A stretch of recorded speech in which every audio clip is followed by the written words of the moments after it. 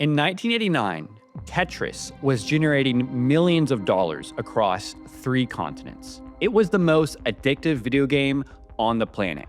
And the man who created it, Alexey Pajitnov, received exactly one thing for his work: a single IBM PC-AT computer, already incredibly obsolete by Western standards. But Pajitnov wasn't robbed.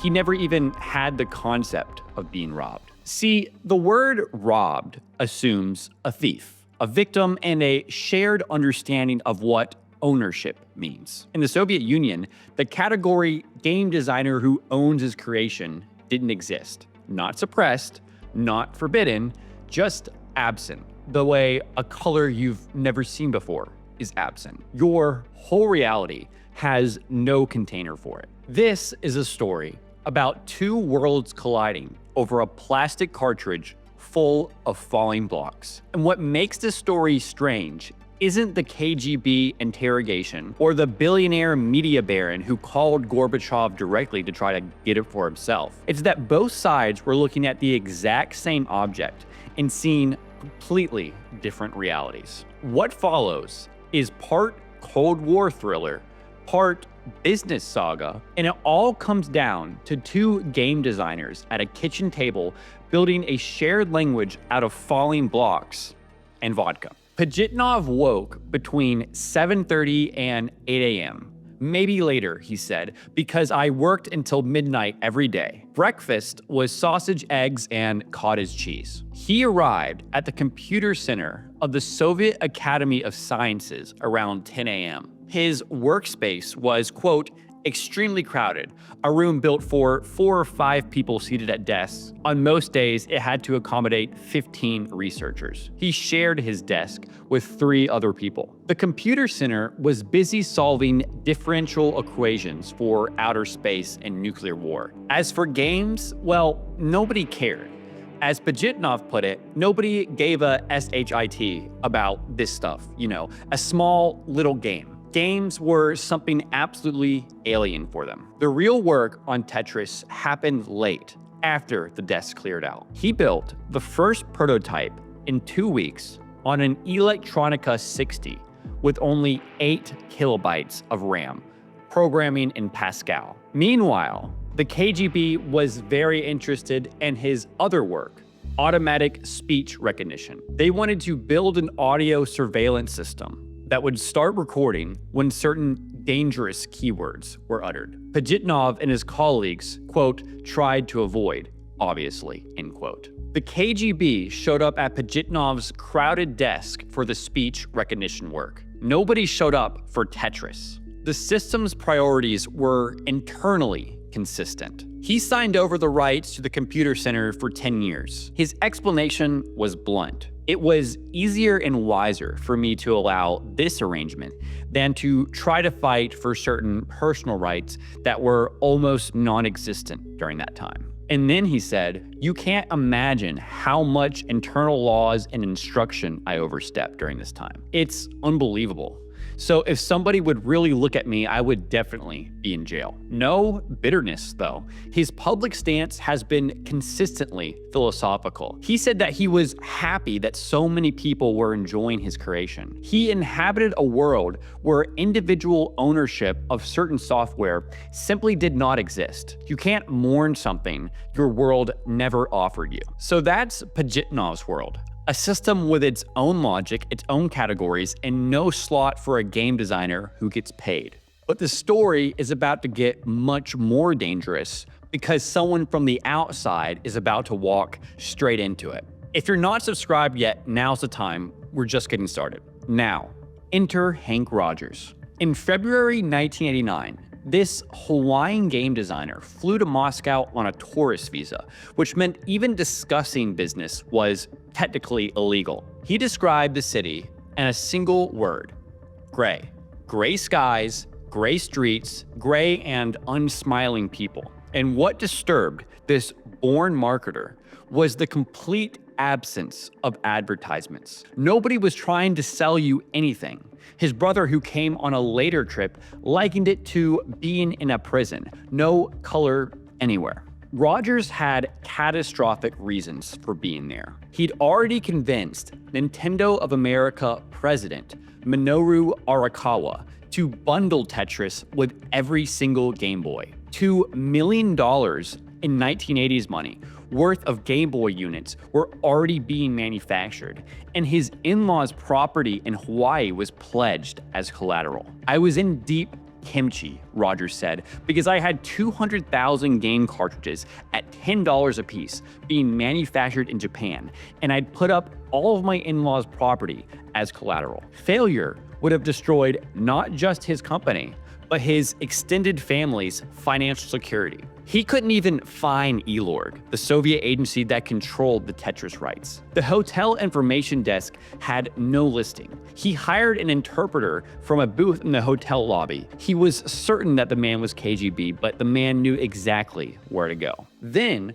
Rogers did something no Soviet bureaucrat would have ever anticipated. He simply walked up unannounced and knocked on the front door. It was like walking into an ant's nest because people don't walk in off the street.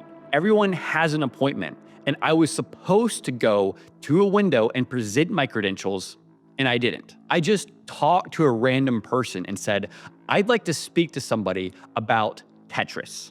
And I showed him my little NES version of the game. He was promptly interrogated for 2 hours. 7 people in the room, quote, some of them KGB types, being given the 3rd degree. Rogers noted that his usual charm, the kind that worked during speeding tickets back home, wasn't going to work in Moscow. I felt I could end up in a gulag, he said. Rogers held up a Nintendo cartridge containing Tetris. To him, it was a commercial product with licensing rights attached to a chain of creators and distributors. He needed to secure those rights or lose everything. To the 7 officials staring at him, it was something else entirely. Unauthorized reproduction of state intellectual property created by a state employee at a state institution, the rights of which belonged to a state agency. Same plastic cartridge, 2 incompatible realities. They weren't disagreeing about who owned Tetris. They were looking at the same object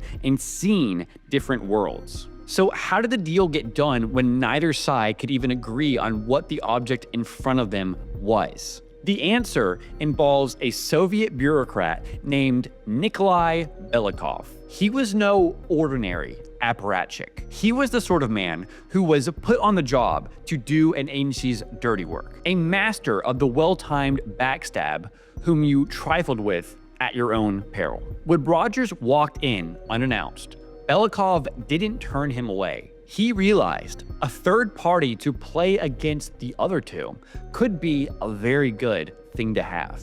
Now, what follows is a tangle of middlemen, media barons, and contract clauses. But it matters because it shows how Belikov operated. He didn't need anyone to share his worldview. He just needed them in the same room agreeing on specific terms. There was already a middleman involved. Robert Stein, a Hungarian-born operator, was the first one to bring Tetris to the West. His fatal maneuver was selling the rights before he actually secured them. He'd sold Tetris PC rights to a company called Mirrorsoft for £3,000 plus royalties before he had any signed agreement from Moscow.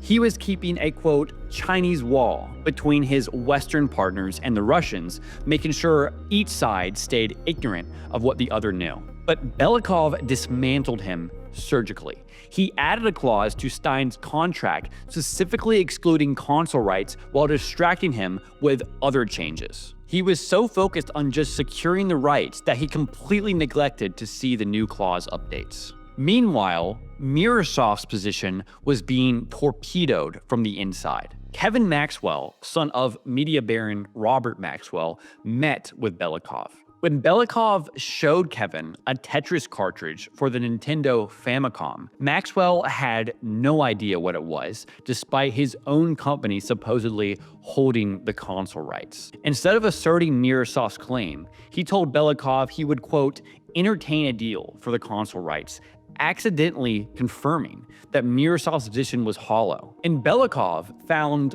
a counterpart and Nintendo's Howard Lincoln. The two were described as two sly old foxes with far more in common than the gulf of culture, language, and politics that lay between them might suggest. They sniffed one another out. The signing ceremony on March 22, 1989 had the way of deliberate theater. Lincoln and Arakawa had traveled to Moscow in secret, telling only two confidants where they were going, using a cover story about visiting Nintendo's parent office in Japan. Nintendo guaranteed that Elor would make at least $5 million.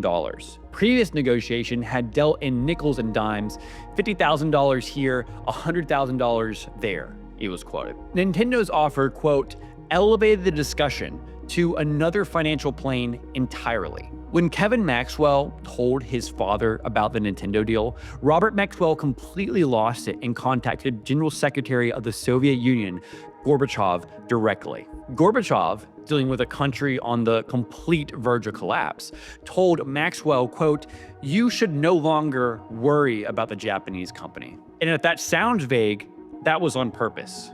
By then, the contract was already signed. Belikov faced real consequences for his deal. Several influential Soviet officials were very displeased. He was questioned by prosecutors. There were rumors of bugs in telephones and men in trench coats trailing people through the streets. Belikov hired a pair of personal bodyguards, and his defense was very elegant. Gorbachev said producers needed economic freedom. He was, quote, just doing perestroika. Amid all the foxes and bodyguards and collapsing empires, there's a thread running through this story that matters more than any of the deal-making. It's the friendship between Rogers and Pajitnov. When they met during the Elor negotiations, Pajitnov saw something different from the parade of suited businessmen. Quote, finally, out of all this dressed-in-suit business world, he said, I saw a guy who really liked and understood the game. And somehow, we liked each other almost immediately. Rogers recalled, he was the friend I was looking for in Russia. We got together that night, started talking about game design, immediately jumped into Tetris 2. We had stuff to talk about. That first night, they drank vodka inside the Pajitnov family's humble apartment, communicating despite Pajitnov's broken English and Rogers' non-existent Russian. The recognition was professional and immediate. Rogers said, Alexey figured out right away I was not just some con artist. I was a game designer. Rogers noted what made their connection different from every other relationship in this saga. He said that Pajitnov offered me nothing and asked for nothing. Two game designers from worlds that had no shared vocabulary for ownership, government, or what a creator owned. But they could recognize each other across the gap. They could talk about game design. That narrow band of shared understanding became the foundation through which everything else was eventually negotiated. Belikov built his zone out of contract clauses and hard currency. Rogers and Pajitnov built theirs out of falling blocks and vodka. And the friendship held. Pajitnov immigrated to the United States in 1991, settling near Seattle. His work visa was sponsored by Rogers' company. 6 months later, his wife, Nina, and their sons, Peter and Dmitry, joined him. Rogers sold a 15-year license to Tetris to Jamdat, later EA, in 2005 for $137 million, cleverly retaining ownership. I get the rights back in 5 years, he said, so I can sell them again. He became one of the wealthiest people in Hawaii. Belikov, savvy as ever, turned Elor into a private company after the USSR dissolved and sold his Tetris stake in 2005 for $15 million with a deal signed in Panama. And as for Stein, the man who first discovered Tetris and brought it to the world, he reportedly walked away with only $150,000 to $200,000 total. He, quote, never really got over losing Tetris since he believes it turned friends into enemies, end quote. He died in 2018. When the Soviet system dissolved, certain questions didn't get resolved. Questions like, who does creative output belong to collectively? How should a state allocate intellectual work? Those questions simply evaporated. They didn't get answered. They became unthinkable. We didn't arrive at a resolution where everyone finally agreed on what intellectual property means, who creative output belongs to, or what a game designer deserves for making games. We just departed from one world and entered another. And what stays with me isn't who won. It's the moment before the collision, when each side's categories were complete and internally coherent and absolutely invisible to the other. The Soviet system wasn't evil for failing to compensate Pajitnov. It was something more unsettling than that. It was whole. It had its own logic and its own coherent way of making sense of creative work. The slot for game designer who owns his creation was absent, the way a color you've never seen before is absent. And no amount of arguing, negotiating, or even winning can make you see a color that isn't in your spectrum. Only a shared game could do that. And even then, only between two people at a kitchen table. If you want more stories like this one, I write a free newsletter where I go deeper on the ideas behind these videos. Link is in the description. So subscribe to the channel, sign up for the newsletter, and I'll see you in the next one. Thanks for watching.